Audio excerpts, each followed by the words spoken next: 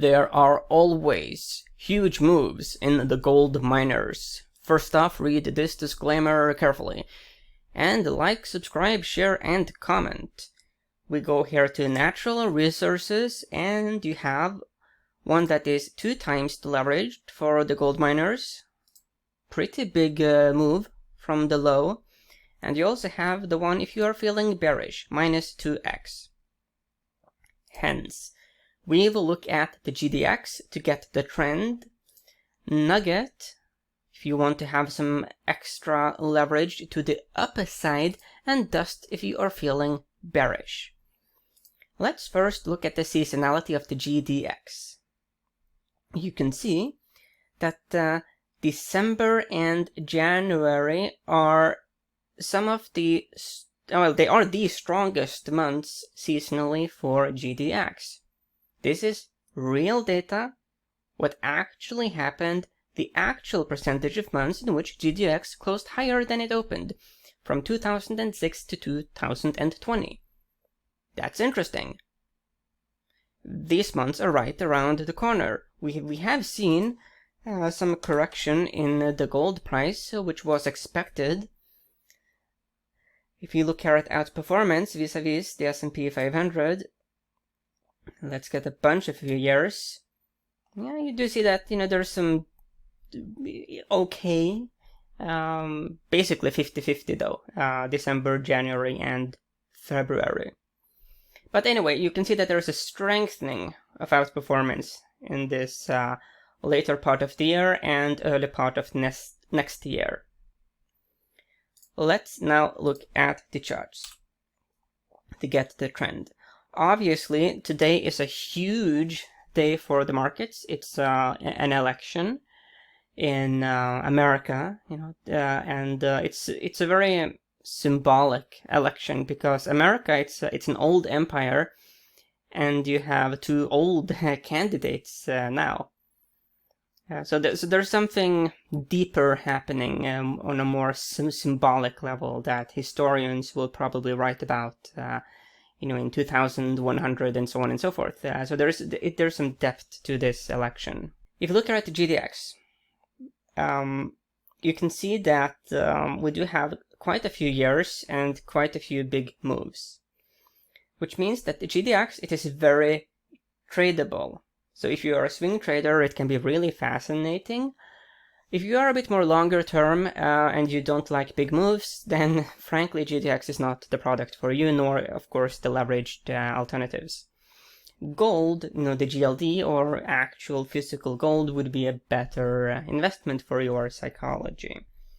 What is clear is that we have had a major bear market that extended for many years. We then found equilibrium, and then the bulls gained leverage. Then we had the total major breakout this year. The bull market was completely confirmed. We have a monstrous rounding bottom. The thing is that this move was without precedence.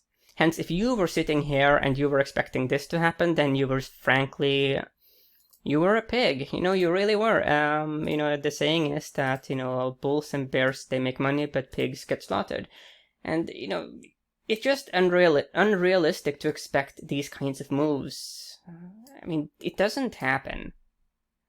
Especially when you look at the history of the security in question, it's very clear that GDX, it moves up and down, up and down, up and down. That is how it works. Hence, this pullback was completely expected. My theory is that we are in the process of forming a massive cup and handle pattern.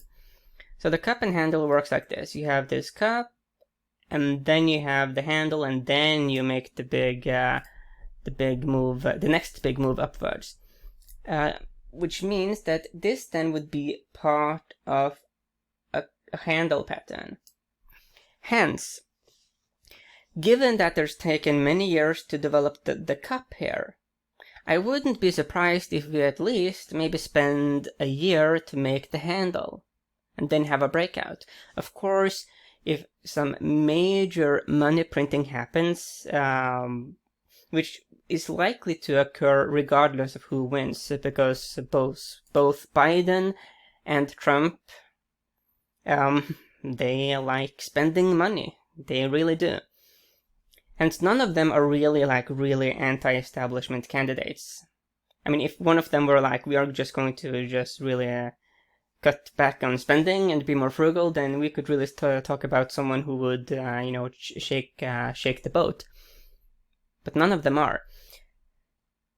Anyway, more money printing would be bullish for gold, and would in turn be bullish for GDX.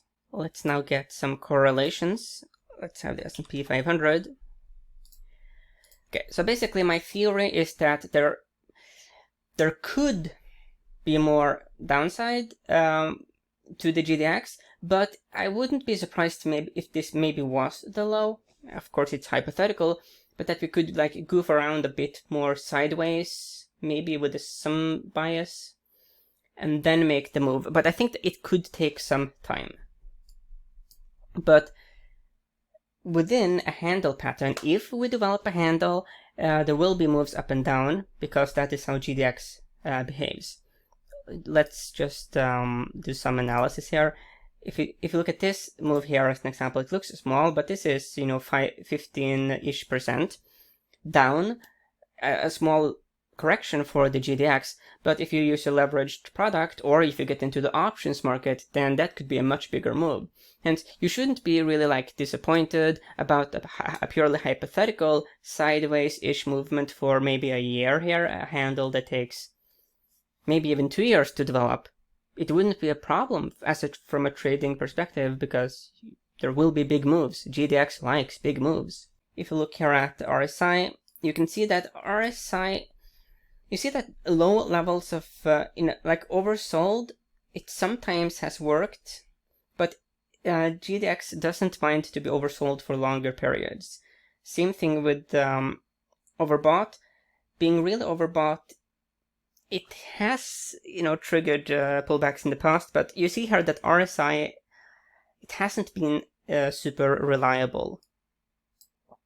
There's a 77% positive correlation here with the S&P 500 long term.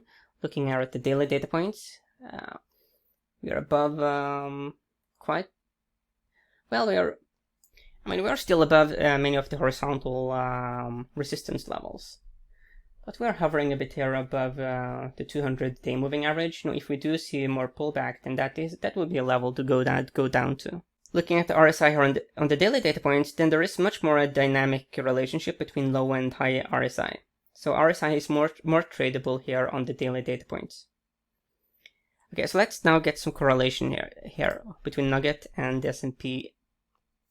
No, between the leveraged products and the GDX. Okay, so GDX in the background, so now GDX is here.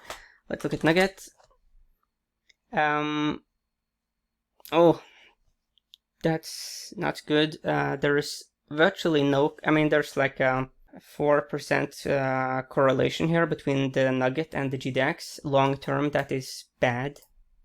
Looking at the daily data points, then it's good. So the daily data points, you have a very good 99% positive correlation between GDX and NUGT. That's very good.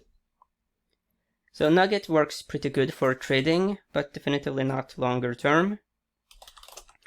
If you look here at dust, minus 86%-ish negative correlation long term, that actually is a pretty good, it's a decent correlation. Looking at the short term, there is minus 95% negative correlation, which is decent. It's the kind of high correlations that we would want to see. Okay. Long term, I am definitively bullish gold, and I'm also bullish the gold miners. Long term, looking at years. For the shorter term here, looking at the coming weeks, the medium term, also looking at the coming months, I would not be surprised if we do form a handle, cup and handle pattern. The cup took many years to form. Maybe the handle will take at least a year to form. But that is, of course, hypothetical. I am not the one that decides how gold and GDX will trade. I don't have that power, at least yet. So whatever you do, of course, don't fight the trend, and may the trend be with you.